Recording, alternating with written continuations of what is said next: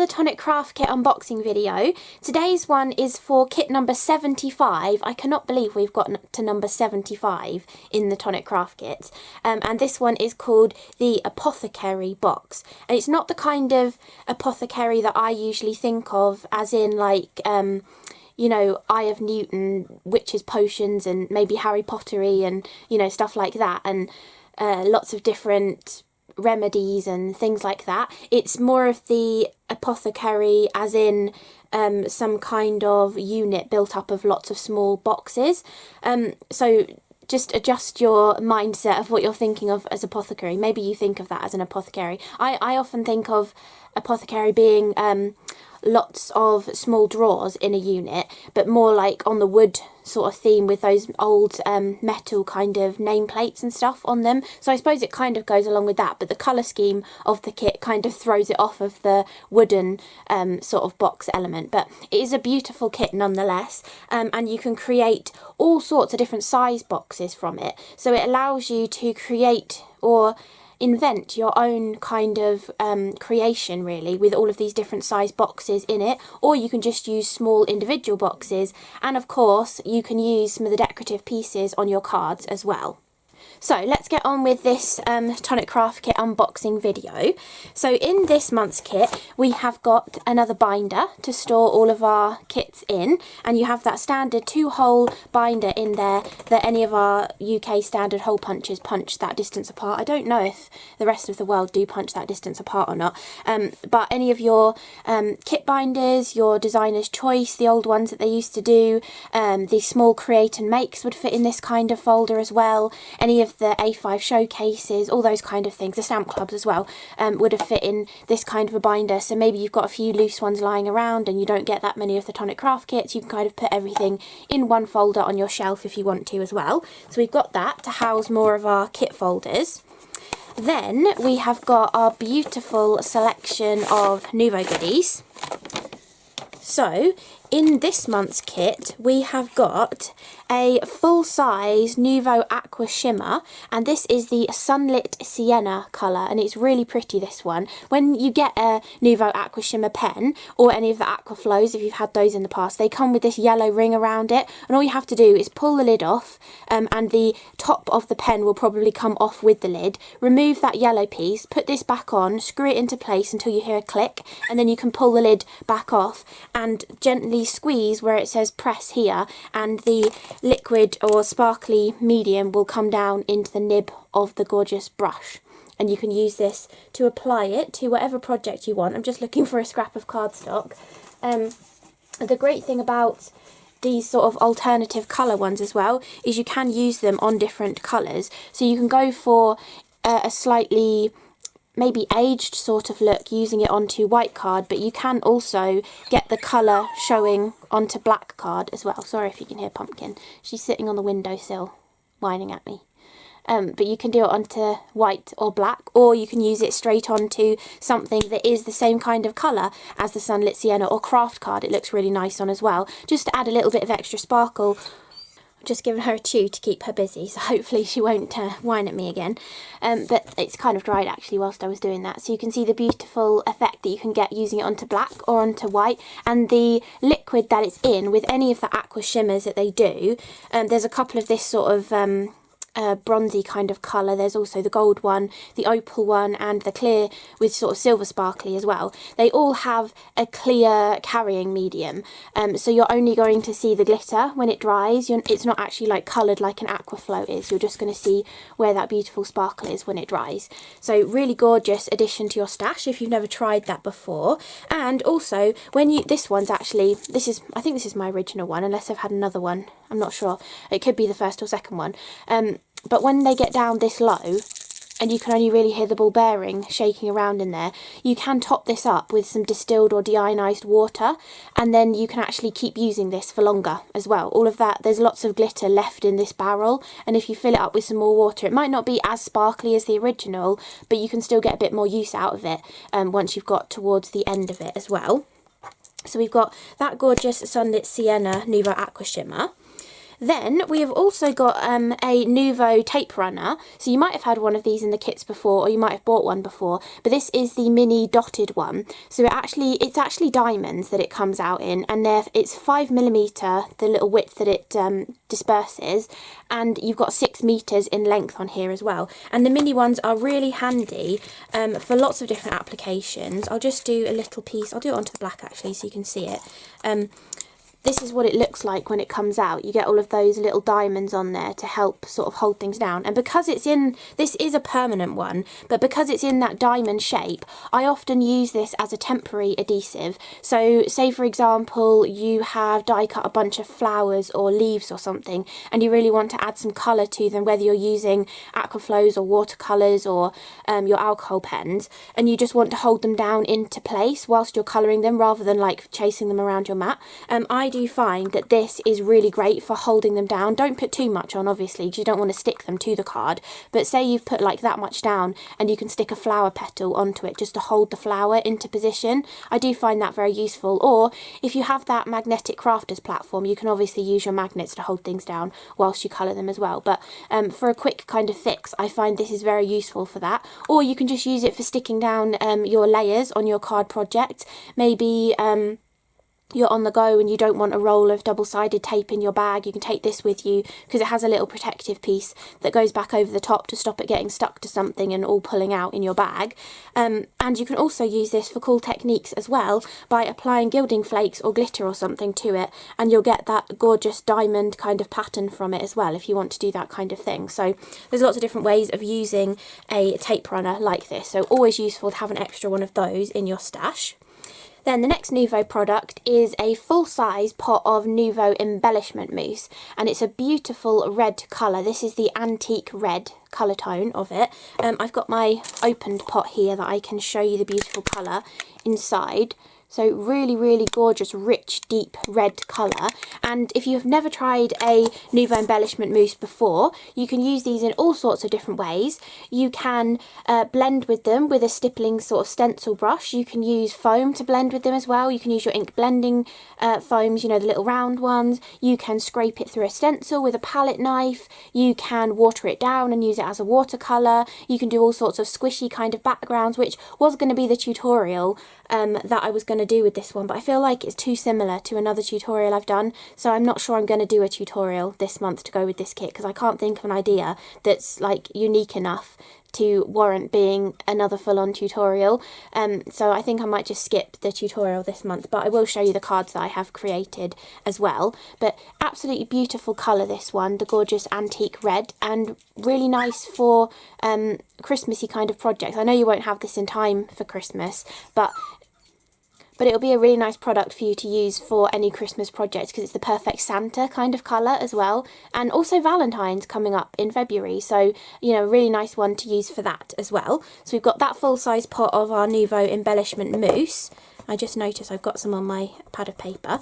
And then the next item is a full-sized vintage drop, but it's actually an option, like an either or. So you're either going to get the Earl Grey one, which is the one I got in my kit, or you're going to be getting the worn navy colour. So it's going to be an either or, and both of these go really nicely with the colour scheme of the kit, which is nice. So beautiful different colour tones that you might get the blue, you might get the grey, but both of them go really nicely and can be used interchangeably within the colour scheme, which is really nice. And if you've never seen a vintage drop before, I'm pretty sure I did do a full video on these, and the reason why they're called a vintage drop is because they actually dry with a satin matte kind of finish rather than the traditional gloss finish to a Nuvo drop or a glitter finish or a metallic finish. They actually dry with a satin matte finish, which takes, I think it says 48 hours, yeah, 48 hours for the full matte finish to appear. So it will look shiny when it comes out because it'll be wet, and as it dries over the 48 hours it will turn into a beautiful satin matte kind of finish. So both of those will give you that beautiful finish. Then we also have one of Tonic's 6x6 Craft Perfect pads, And this one is the Essential Elements. I feel like we've been getting these in quite a few kits recently, so perhaps this is going to be a regular edition, which is really nice because I absolutely adore having these small pads of the cardstock, because it means you haven't got to have full A4 packets on your desk. You can just keep a little pad and you've got a mixture of different colours, which is lovely. So in this pad we have got Ruby Red, Inca Gold, Glossy Black and Hollow Waves as well. So these are gorgeous high gloss colours of the Ruby Red, the Glossy Black and then the Inca Gold and Hollow Waves, I think, are my two favourites because they have that gorgeous rainbow finish to them as well. And you can see my lights that I film with are really picking up the rainbows on there. And then we have the gorgeous Hollow Waves as well. Really, really gorgeous with that beautiful rainbow design on them, or the rainbow reflection really. A lot of the time when you're using these in person, they do just look more silver and gold. It's when that light catches them, you get that beautiful rainbow coming out. It's not quite so in your face as the camera makes it look. It's just because it's reflecting a lot of light onto it. But that is the 6x6 pad that we're getting. Then, if I get the little leaflet out of here, I will have all of the names to tell you the main sheets of cardstock that we're getting.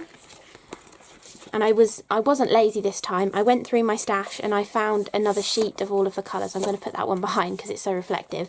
So I didn't actually use any of the ones from the kit, but also that means that the projects that I've done, I actually use navy card instead of the Pier View card that we're getting in the kit, because I don't seem to have any of that. I don't know where on earth my packets went, or maybe I used it up thinking it was navy.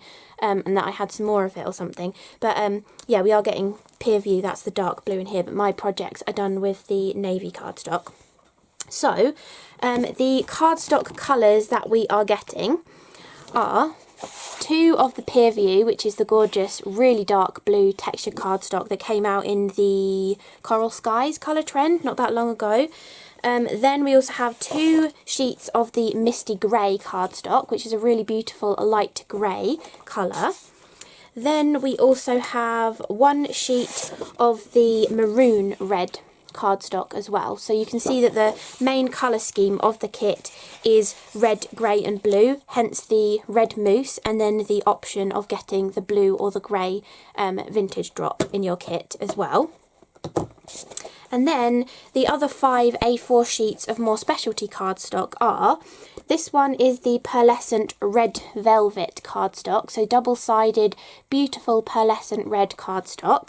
The mirror card here is the opera red mirror card, so it's a slightly more maroony red kind of colour, so it goes really nicely with the Craft Perfect. Then we have got we've got 2 sheets of different coloured satin mirror cards. We have got blue obsidian and we've also got frosted silver, so blue and silver. The silver will go really lovely with the grey and with the hollow waves. And then you've also got the beautiful blue that will go really nicely with the Pier View or with the blue vintage drop if you get that one in your kit. And then finally we have one more sheet of a specialty cardstock, which is the Flanders blue. So really, really gorgeous blue that has this kind of really random, I feel like it looks a bit like paint with brush strokes in kind of texture on there. And I think that one came out in the Blue Blossom. Not the Blue Blossom, that was ages ago, the Coral Skies colour trend. I think that one came out in that one too. So that is all of the A4 sheets of cardstock, and then the 6x6 ones as well. So we've got plenty of cardstock for creating these beautiful apothecary boxes. And you really do need plenty of cardstock if you're going to go to town and do something like this one here. So something seems to be against me filming today. The camera keeps going out of focus and Pumpkin keeps interrupting me. So this is the leaflet that you're getting in this month's kit, which says the Apothecary Box, and you've got inspiration on here of different boxes that you can create. You can do the large box without any feet, you can do the large box with feet, or you can also do really cool sort of collections of boxes here as well. And you can actually do these two here. I've both got a small box inside this large box. I'm not sure if the large box is then actually a box or if you just have the small piece coming out inside it. I'm not 100% sure how that worked. I didn't actually do any of those for my project. But you can also make the gorgeous small boxes and large boxes and put them in whatever configuration you want to be able to create this kind of apothecary sort of style. I always think of an apothecary dresser or a drawer unit. So, you know, you're kind of creating your own sort of piece of furniture, sort of, with all of the different elements that you can create with this. And you have all of these different elements for the feet. And this handle is really nice as well, because you actually have decorative pieces that the handle goes into to sort of lock it into place a little bit more as well. So you actually stick it down on more area onto the box rather than it just being stuck on the tiny little back piece of the handle. So it's quite a clever design in that respect as well, for adding those handles onto there too. So let's have a look at the dies and stamps from this month's kit. So I've got the little Apothecary Box sticker as well. And then the stamps actually all coordinate with the dies that are in the kit, so you can add any sort of stamped features you like to your projects. I'll just turn that piece over to show you the stamps on there. But let's go through the die set first. So there are lots and lots of different ways that you can create this apothecary box, but it is relatively simple to kind of figure out which pieces you need to create the different bits and pieces. But you should get instructions with yours to tell you how to do that inner drawer thing and how to create all of the outside boxes and inside boxes for your project as well. But I was doing 3 of these plus 2 of the smaller little square that you get creates a small drawer, which looks like this little small drawer, like so. So I was doing 3 of these and 2 of those create your small little drawer, but you might notice there's no glue tabs on the side of here, so you also need 2 extra glue tabs. You'll have enough glue tabs with all of the side pieces to stick your squares on the ends of them, but these long sides you need 2 extra long glue tabs. So you're going to need 3 of these, 2 of these and 2 of these to create a small drawer. Then to create a large drawer you need this piece, which is the base of your drawer, and this piece, which is the side of your drawer.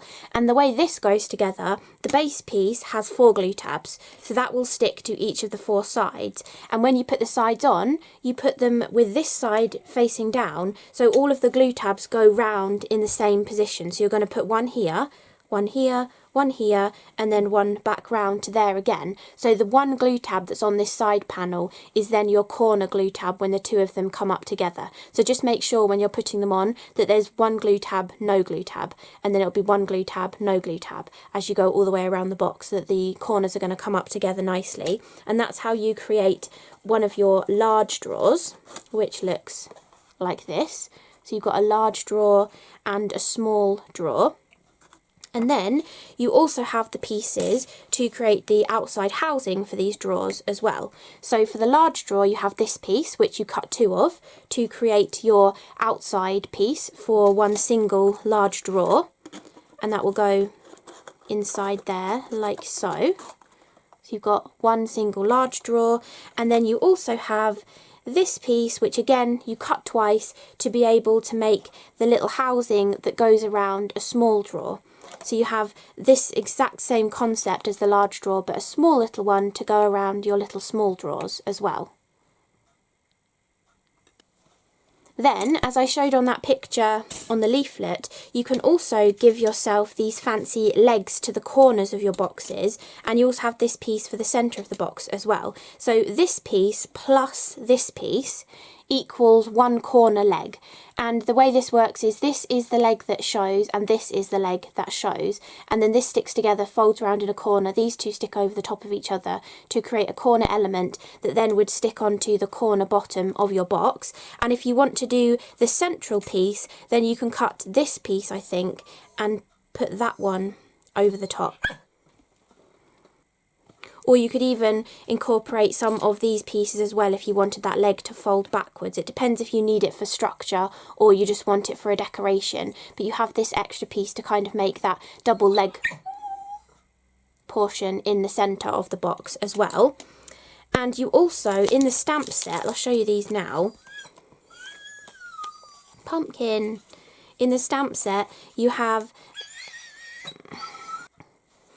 Okay, I'm not sure where I was, but this middle die that you can use to create that kind of extra foot in the middle actually has this beautiful stamped design that can go on it. So if you love your stamping, rather than just using solid colours of things, you can actually stamp that directly onto there. And because this die has got an extra piece of metal at the top and bottom just there, the perfect alignment tutorial that I did a couple of kits ago, I think, is a great one to refer back to for being able to perfectly stamp onto this die cut. So that double foot piece has got that, and then if you want to decorate either of the single feet, this one you can actually see all the way through, which is nice, so you could stamp it and then die cut it, but you've got one for that way round, and then you've also got the one for that way round too, and you can also see through that one, so that's nice as well, that you can actually stamp either of those and then die cut them. Much easier for that one.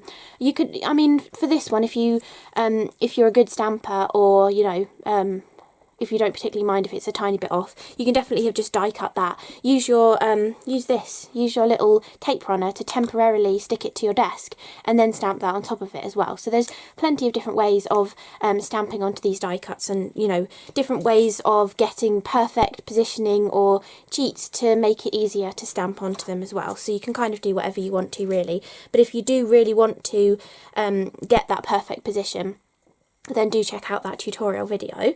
And then for this one we have this gorgeous pattern here, which actually can go on the top of the handle that you can create, but there isn't actually a rectangle, oh sorry, not a rectangle, there isn't actually a hexagon that is the same size to just cut that out. It's more to stamp directly onto the handle piece itself, but you do have a couple of different dies that have smaller hexagons in them, but then there's nothing to say that you have to have the whole design on the hexagon. You definitely could have stamped that and then lined this die up over the top to get a smaller stamped hexagon as well. So there's obviously other ways of adding pattern to things too. You don't have to just stick to what they're meant to sort of be put on top of.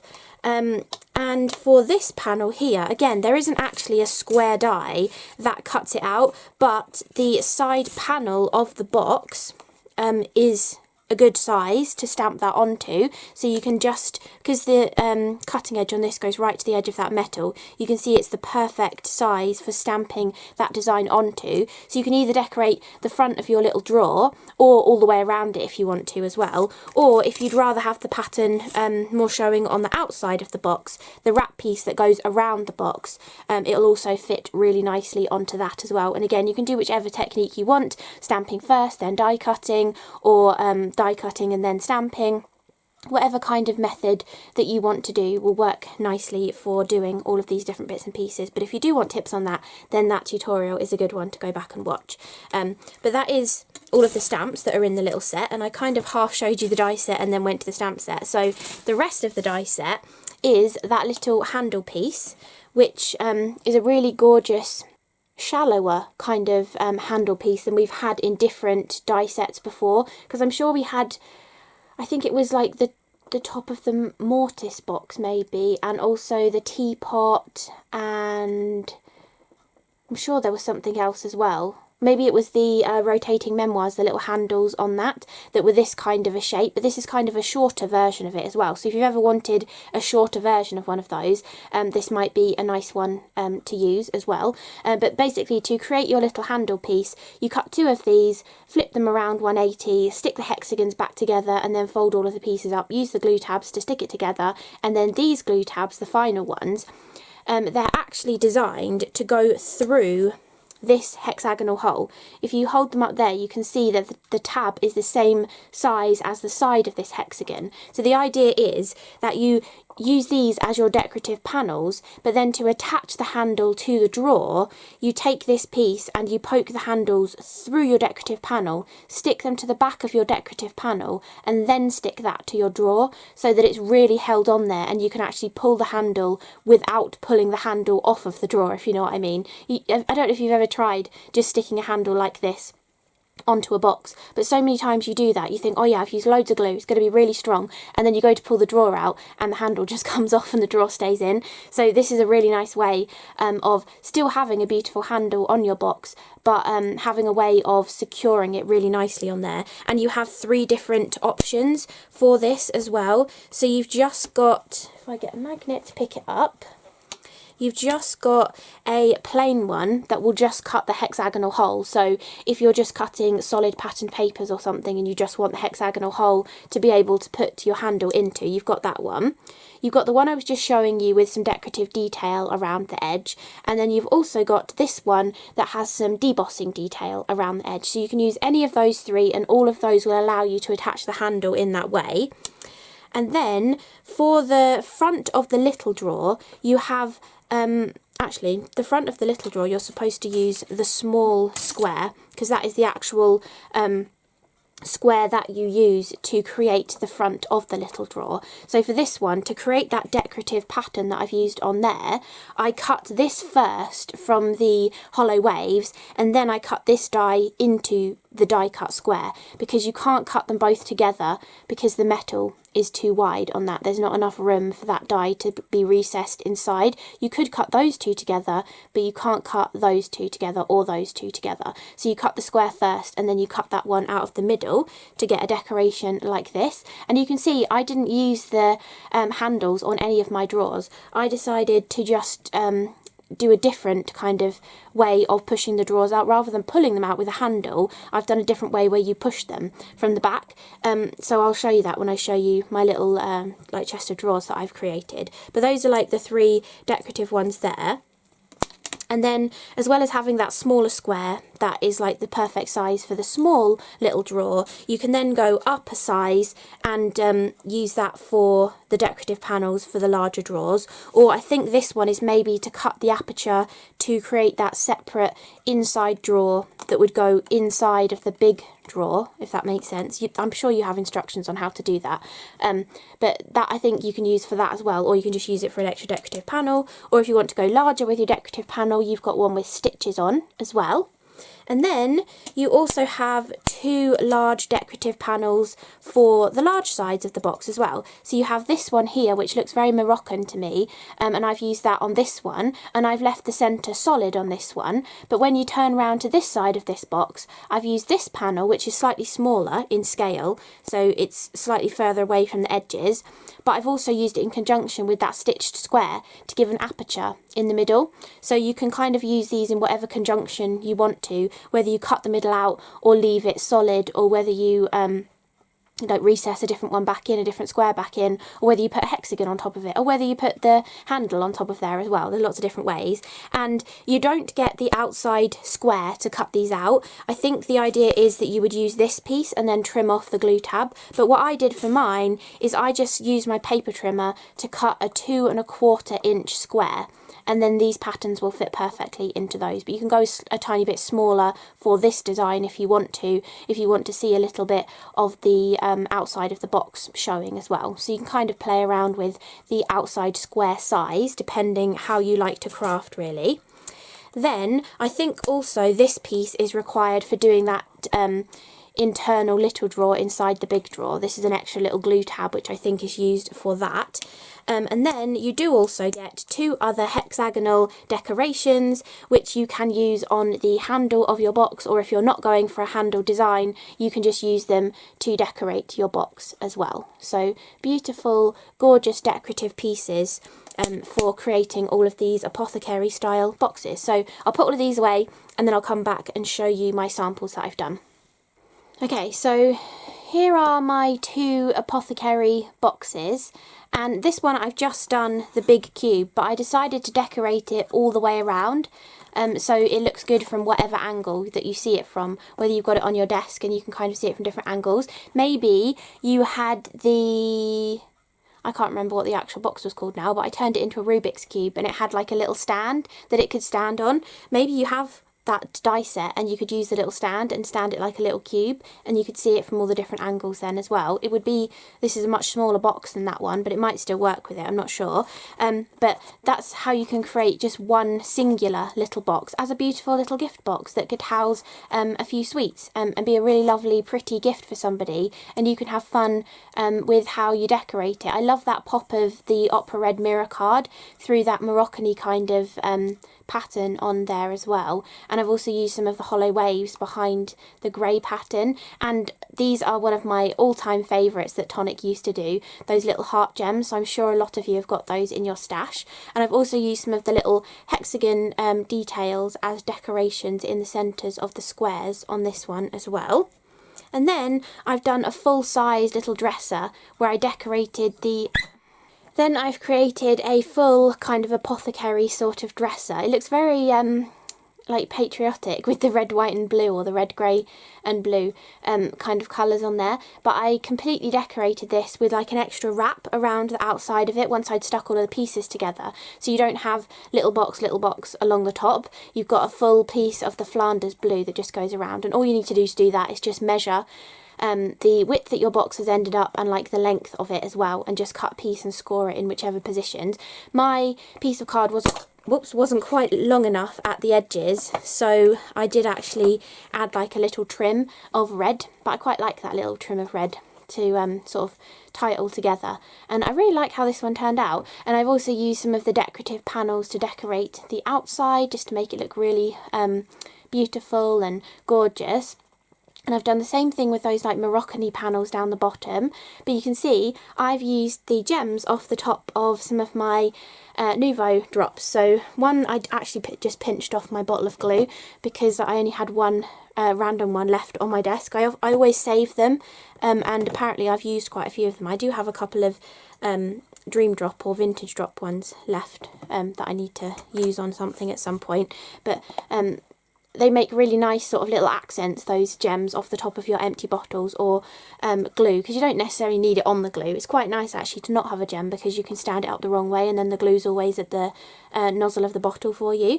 But for this one, instead of having the handles, which they look beautiful, but I just feel like if all of us on the design team are creating from this kit, then probably all of our samples are going to have the handles on. So I thought I'd just show you another way, so you don't actually have to put the handles on if you don't want to, for whichever look you're going for, if you want it to be a lower profile in the front of it. So I've done it so that you can push them from the back. So obviously you don't want all of the drawers falling all the way through, so you definitely could have made a complete back for your drawers. But I thought if I just put a band running across the seam between the small drawers and the big drawers, then you can still poke the big drawers and the small drawers from behind to be able to access them. So if you don't want to you know, put a full back on it, you don't want to have the handles on the front, you can still get to all of these drawers by pushing them from the back. And I think the reason why they've made that handle have such a secure fastening, because sometimes, depending on how you put these together, sometimes you'll get a tighter fit of the box, depending if you've made the box like a tiny fraction of a millimetre bigger and the outside a tiny fraction of a millimetre smaller from where you stuck the glue tabs together, you might get a tighter fit, and in that case you would need that strong bond of the handle on the front of it. But sometimes you get a much looser kind of fit. It's kind of like Jenga, isn't it? How like when you tower up Jenga, some of them are really strongly stuck in and some of them are loose.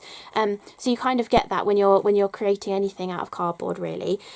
So I think that's why they've given us that extra secure mechanism, but you don't have to use it if you don't want to. And I think those heart gems look beautiful in the centres of those hexagons, or if you had more than a couple of your Dream Drop or Vintage Drop lids left over, they have a hexagonal gem in the top of them, so you could have put a little hexagonal gem to match these in those top drawers as well. And I decided to do mine like a proper dresser. I know, well, I've said this a few times in this video, but to me Apothecary is lots of tiny little drawers, you know, like you might see in a post office or something, you know, that they can sort things into lots of different categories, or in like a workshop or somewhere where you'd need to sort like tickets or little file cards or index cards or something like that. So in my mind it would probably be made up of like, you know, 16 or something of these small little drawers, but to go with the beautiful decorations and to show you the size variations, I just went with 2 big drawers at the bottom and 4 small ones at the top, so it kind of looks more like a chest of drawers or a sideboard or something. But I really like the way that it turned out, and it's a really different, unique kind of way to house a gift if you're giving somebody something. You could put different things in the top portions, maybe like matches in one, and like wax melts, or tea like candles, or you know, something like that. Or you could go along with like bath themed things, and you could have little bags of bath salts in the top and a couple of bath bombs in the bottom. Or you could do craft supplies, and you could have like, I don't know, a little vial of embossing powder or something in the little top drawers, and then maybe a few small ink pads, or a brush or a blending tool or something in the bottom, or you know, all sorts of different things that you could do with this. So oh yeah, and the other thing that I thought I'd do differently is I use the handles as the feet. So instead of using those actual feet die to create the feet, I thought everybody's going to do that because that's how it's designed to be used, but I decided to use the handles as feet. So I just put 3 in the middle, and it does actually work for standing up quite nicely, and I think it gives it like a futuristic kind of a look, having the 3 feet along the bottom. And I did just stick mine directly on, but that's because I put them together before I remembered about putting the little panel around them, and I'd already started sticking them on. But you could, if you want, this is pretty strong actually as it's stuck on there because it's just going to be the feet, but if you did want to make them even stronger, you could cut the decorative panels and have 3 squares running along there holding them all in securely, and it would hide where the little tabs are as well. But that is the little dresser kind of that I created. So I did 1 single drawer that's decorated on all sides, and then I've done 1 dresser as well.